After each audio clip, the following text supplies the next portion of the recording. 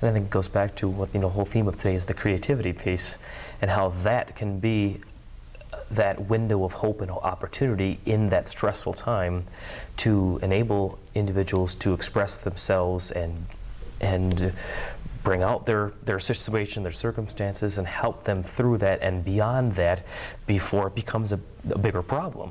As you have said, Patricia, if you've had some of those outlets or stuck to them, how much easier it might have been for you. And also, had I known what mental health really is, yeah, I don't think anybody knows what mental health is until you lose it. Yeah. And you can educate yourselves on what the symptoms are of all of the mental health. You can go to the library if you don't have a computer and can look it up on the web. You can go to NAMI website. And you can call those numbers. Milwaukee Mental Health America at 414-276-3122, and National Alliance on Mental Illnesses 414-344-0447. Educate yourselves. You don't need to suffer alone. You can get help. And we do need peace, George. We need a lot of peacemakers. Yes. Now, and as we talk about that subject, to me, the peace has to begin with us individually, and that's something that children understand very quickly, and then moving from that to the golden rule, and so whether it's international law or rules on the playground, we can make it real simple, just in terms of how we treat each other. But also, I think the importance here is advocacy. This is education to the public, letting the public understand, and an aware public means that there are more people who might volunteer. There are more people who might vote on the referendum to give the schools more money. I'm very serious about this. This is where the changes happen. And this is what gets more art teachers out in the schools. And that has to do with what people do politically also. So to me, the tools are education, and then from there, how it moves to bring about change. So I think it's great, as we talk about picking up the slack individually and through the faith community and through other organizations, but at the same time we got to keep that balance to make sure it's funded well enough. And we all know that funding on the front end in terms of prevention is a lot less costly than what's spent on the back end. Absolutely. Yeah. And I don't care which area of human need we're talking about. Exactly. Yeah. And you talk about peace, it just gives me an opportunity to say this, is that a lot of people think that those with mental health issues, that they're more predisposed for violence, which is not true. It's not true at all. As a matter of fact, they are the ones that probably will have something violent happen to them. Absolutely. So, and I think as far as people getting involved, when they see someone that may be talking to themselves or not on their medication, that I'm gonna run from that person because I fear for my life, but that's just all the stigma and all the miseducation that's out there. Because a lot of people that are spending time in the jails, a lot of them are nonviolent crimes. Most of them, I don't know about most, but I will say that a small fraction of 1% of all people who have a mental illness are violent, and there are far more suicides than homicides. And that's something that we as a country, as Americans, need to pay attention to. Right. And especially too in the African American community.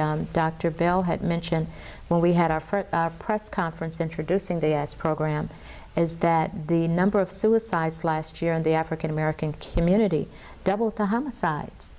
But we don't talk about that in our community, and I think we need to start having that dialogue. And that's something that did not happen quite frequently in our community, because we were taught to pull ourselves up by our bootstraps. So apparently there are some things going on that we definitely need to talk and educate and address. As Willie said, we don't always know what our bootstraps are. Right.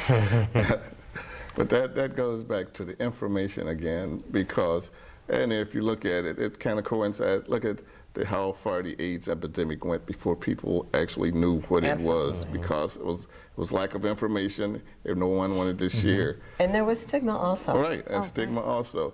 So it's the same thing that we're going through right now. I mean, poverty. No one knows that 29% of the inner city of Milwaukee lives below the poverty level.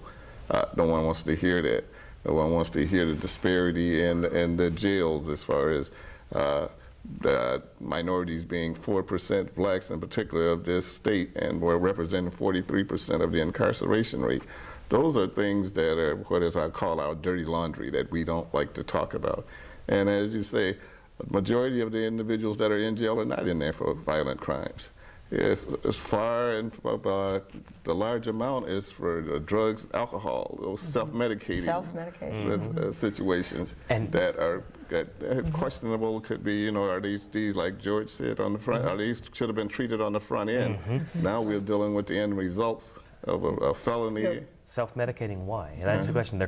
Because they're starving for relationships and to fit in and to be a part of the community and appropriate ways to express themselves, get back to the arts or whatever it might be. And I want to come back to that because there may be somebody out there saying, oh, what's the difference of an art teacher's going to make? What difference is that going to make?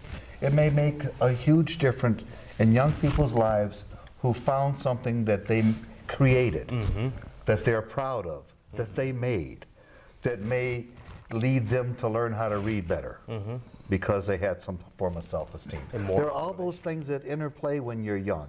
And it's important to have things such as the arts to build around. Acts of creation are not just helpful to the young, though. They're helpful to all of us at any age. When you make something out of nothing that never existed before, you can really feel good about yourself. And I use writing and poetry as my medication, if you would want to say that. Very healthy medication. Right, very healthy medication, because it helps me, because even with my advocacy work with NAMI, I can find myself getting pretty down sometimes, and when I look at the numbers and the statistics, I mean, at the end of the day, you're like, whoa, that's a lot to take in. So I use that as a way of helping myself. But whenever something is removed, there's always a cause and effect.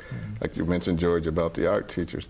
No one knew that stopping driver's ed would lead to the incarceration rate of our young people, because driver's ed coming from the public schools, now the kids are finding a way to drive on their own, and they don't have the techniques that were being taught in driver's ed. So we're seeing the end result of that also. And also, how many of us at the end of the day go home, put our feet up, and turn on our favorite music? Right. Right. Or a way to unwind in the car. You turn your radios. You turn the radio station on. Absolutely. And I go to sleep with music. It's just wonderful.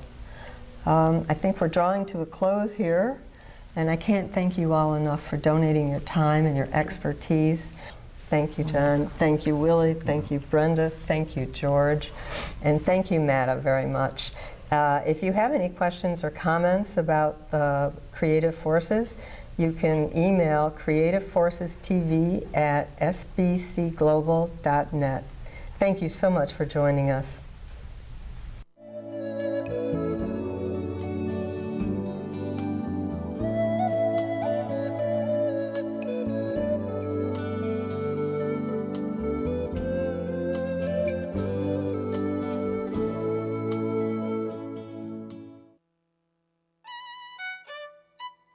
This has been an MCM Productions program.